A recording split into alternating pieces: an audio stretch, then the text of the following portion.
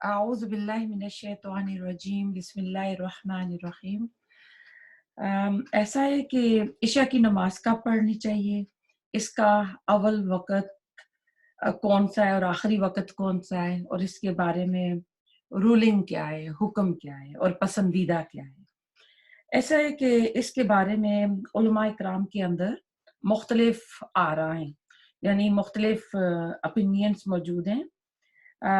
और वो यानी इशा का जो टाइम है कब एक्सपायर हो जाता है, वो कब कज़ा हो जाती है। तो इस सिलसिले में कुछ उलमा फरमाते हैं कि फजर की अज़ान से पहले तक पढ़नी चाहिए और दूसरे कुछ उलमा हैं वो कहते हैं कि इसका टाइम तहज्जुद की नमाज के वक़्त से पहले, यानी जब आप तहज्जुद पढ़ने के लिए उठते हैं तो तहज्जुद से पहले उस वक़्त आप यानी पढ़ेंगे, उसके बाद ये टाइम जो है कज़ा हो जाएगा। और कुछ कहते हैं कि हम फजर की अज़ान और इशा की अज़ान के दरमियान वाले टाइम को काउंट करें कि टोटल कितने घंटे हैं। फिर इनको हम आधे में डिवाइड करें, आधा करें उसको कि आधे कितने बनते हैं।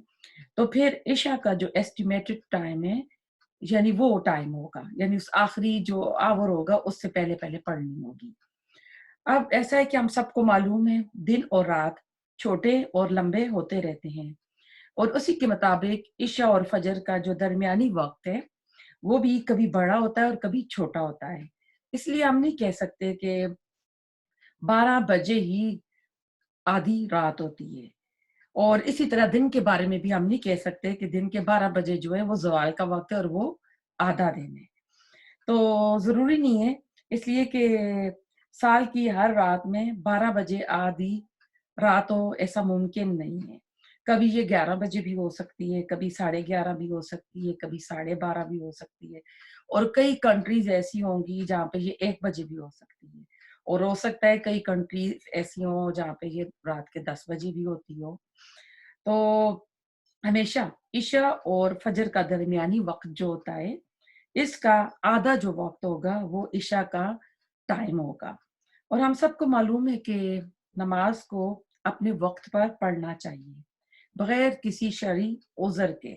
नमाज़ को लेट नहीं करना चाहिए, इसलिए बहुत ज़रूरी है कि सही जो राय है ना इसके बारे में, जो मज़बूत राय है या सही जो इसमें उलमा कहते हैं कि क्या सही है, तो उसका हमको इल्म होना चाहिए।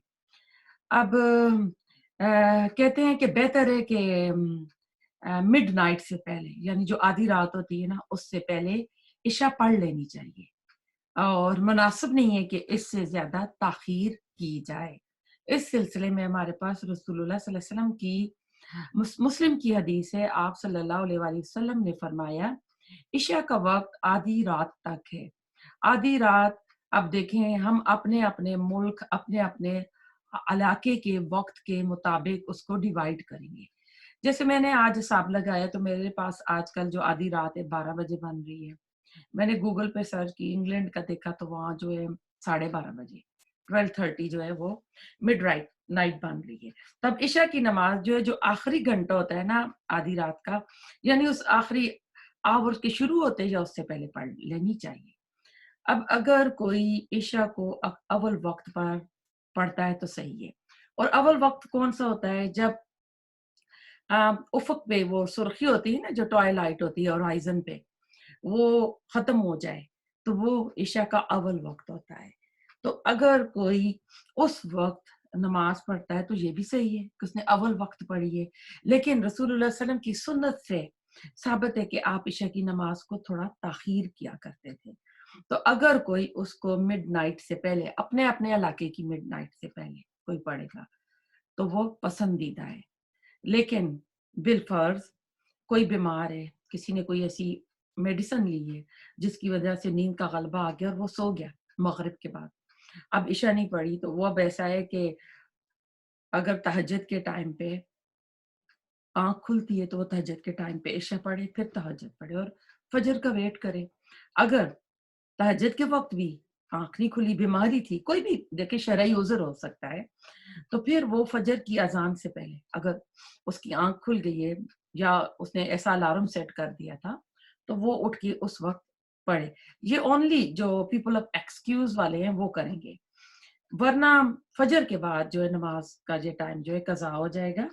तो फिर जो इशा की कज़ा नमाज है वो अशराक के वक्त पढ़ेंगे, और जो वितर है वो भी कज़ा उसमें पढ़े जाएंगे। अल्लाह ताला कबूल फरमाए। ये आप अपने फ्रेंड्स के साथ ग्रुप में भी शेयर कीजिएगा और सब्सक्राइब भी कीजिएगा। रब्बना तकब्बल मिन्ना इन्नका अंतस समीउल अलीम व तुब अलैना इन्नका अंतत तव्वाबुर रहीम।